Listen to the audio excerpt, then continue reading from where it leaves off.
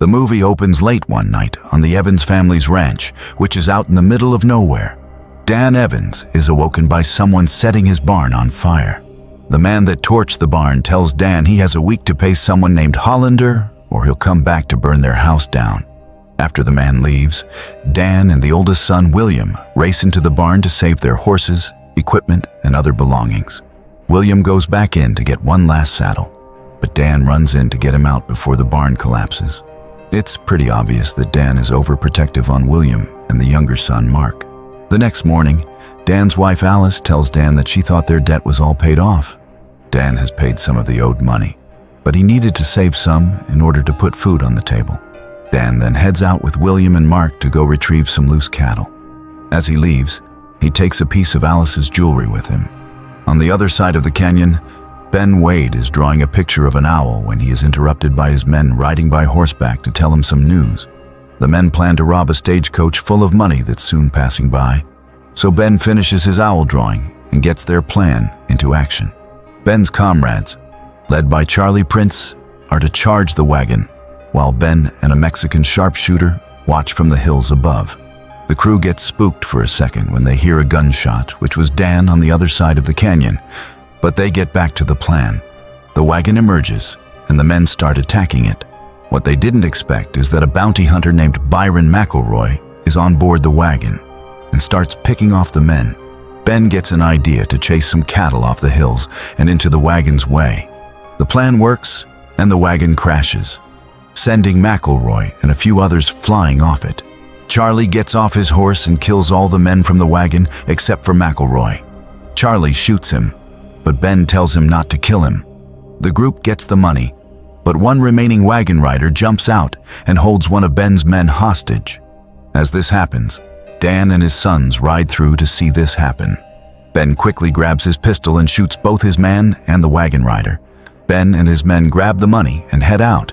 Dan stops them because the cattle that Ben shooed off the mountain were his. Ben tells him he can have his cattle, but he wants Dan and his son's horses.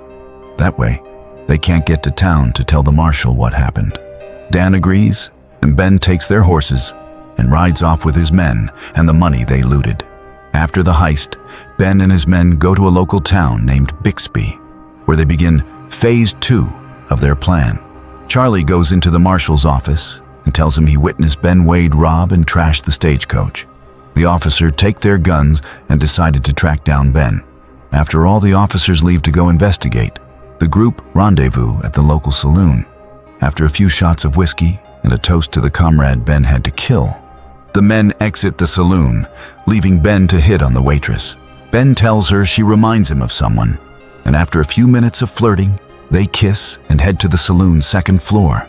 Meanwhile, Dan and his sons end up finding their horses waiting down the road and an almost dead McElroy. All the marshals from Bisbee arrive, and Dan tells them everything that happened. When the marshals ask Dan which way Ben went, Dan tells them they looked like they were heading towards Bisbee. When the marshals and Dan arrive back in Bisbee, Ben is still in the saloon drawing the waitress naked. They take McElroy to Doc Potter to get the bullet out. In a funny scene, we find out Potter is more of a veterinarian than a people doctor.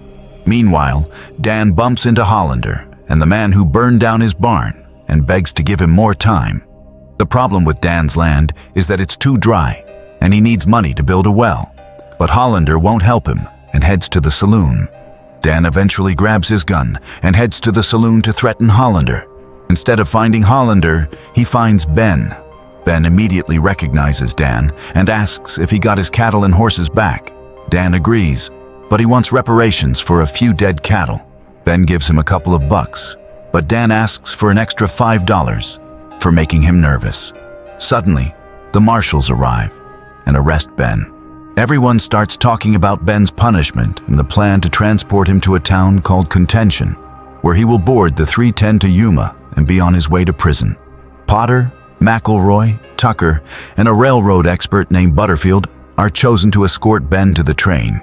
Dan also volunteers to escort Ben if he gets $200. As they take Ben to the stagecoach, Charlie and the rest of Ben's comrades show up and start shooting the townspeople. The group quickly gets Ben in the stagecoach and drives off. Before the trip to Contention, the group stops at Dan's ranch for dinner. During dinner, Ben asks where Dan got the scar located beneath his eye. Mark responded with a story about how Dan fought to protect the District of Columbia. A minute later, the guys go outside once Potter and Tucker start shooting at something they saw in the hills, so Charlie followed the sound. As everyone leaves, Ben makes small talk with Alice, asking if she's ever been to San Francisco. They have a good talk until Dan comes back in and tells Alice not to talk to her. Alice then asks Dan why he's escorting Ben. He tells her that they need the money. After dinner, the guys are ready to go on their trip. William asks to come, but Dan refuses. In the middle of the night, William ends up sneaking out and going after the guys. As the guys make camp for the night, Ben asks Dan to talk about his war story and how he has a bum leg from it. Dan threatens to choke Ben when he makes a comment about Alice. The others pull Dan off Ben and all get ready to sleep. Tucker makes a lot of noise and keeps Ben up all night. This results in the other guys waking up to Tucker dead on the ground. Ben killed him with a fork he stole from Dan's house. McElroy is furious and beats the crap out of Ben, but they end up pulling him off and getting ready to ride on. Somewhere else in the canyon, Charlie and the other guys track down a stagecoach they think Ben is in. When they find out it was a setup, Charlie lights the wagon on fire and tells the person locked inside that he will burn to death if he doesn't give him answers. The person caves in and tells Charlie everything, but Charlie still lets him burn to death. He tells the other guys that they're heading to Contention. Meanwhile, Dan suggests to the group that they take a shortcut despite Ben's warnings that the shortcut goes through Apache Indian territory. As they ride through the cliffs, Ben learns that Dan had his leg blown off in the war he was in, and the government paid for how it got fixed. At this point, McElroy tells Ben to stop talking to Dan. Suddenly, Ben gets the drop on McElroy and puts a gun to his head. The others comply and toss their guns as Ben throws McElroy off the cliff, killing him. Suddenly, William shows up behind Ben and puts a gun to his head. Dan is angry William snuck out, but now he has no choice but to let William come with him. As they camp out that night, the guys are attacked by Apache Indians, but Ben grabs a gun and kills the Apache, saving the other 4 guys. The next day, Ben makes another escape attempt by stealing a horse and riding to a spot where a railroad is being built.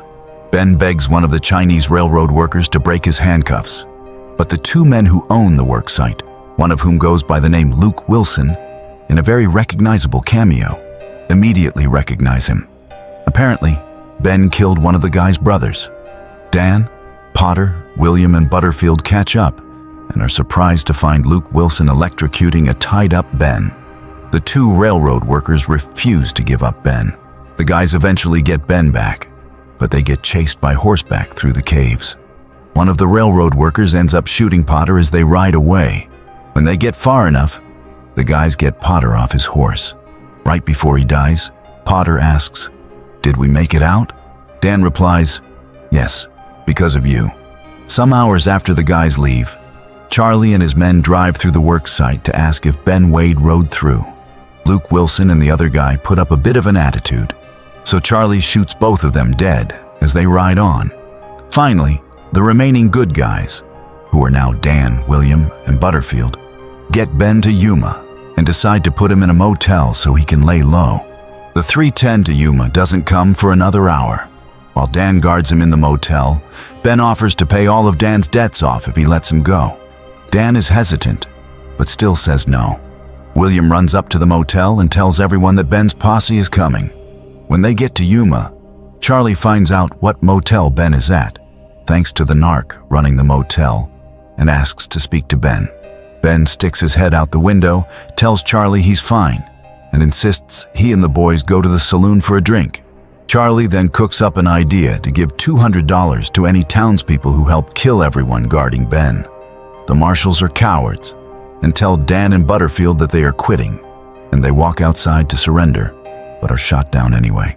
Now, Dan is in a tough situation. Butterfield decides that maybe it is time to let Ben go, so he offers the $200 he promised Dan as reward money if he lets Ben go. Dan thinks, but still says no. Dan still wants justice delivered for Ben Wade. As Dan tells William to stay with Butterfield, He gives William the jewelry he took from Alice in the beginning and tells him to give it back to her if he doesn't live. Obviously, William doesn't really like rules, so he eventually runs from Butterfield to go help his dad. So the epic battle begins. Dan tries sneaking Ben out the back, but sharpshooters are waiting.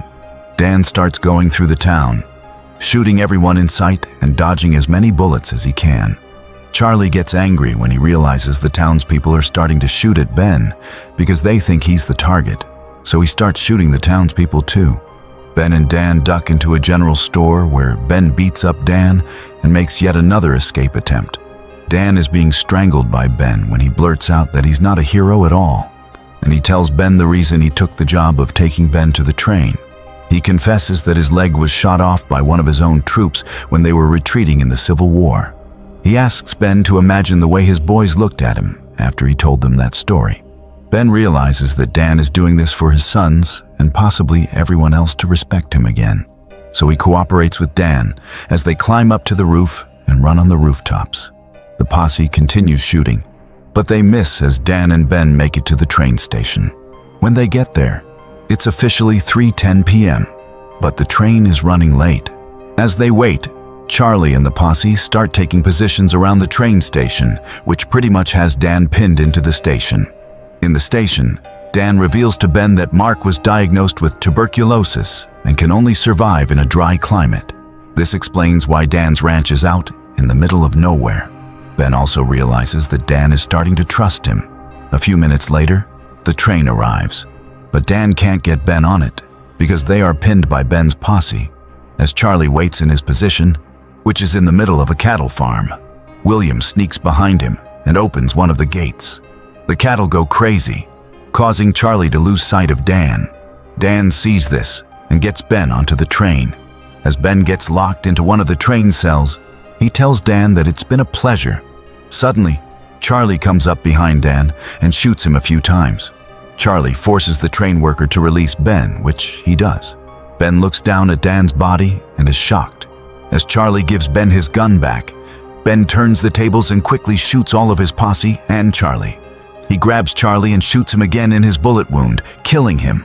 William runs to Dan's side and talks to his dad with pride in his father that he got Ben to the train, but Dan quietly dies. William grabs Dan's gun and points it at Ben, but he can't bring himself to kill him. William goes to mourn his father's death, and Ben boards the 310 to Yuma and heads to prison. As the train leaves, Ben whistles to his horse, who runs after the train, meaning that Ben will escape.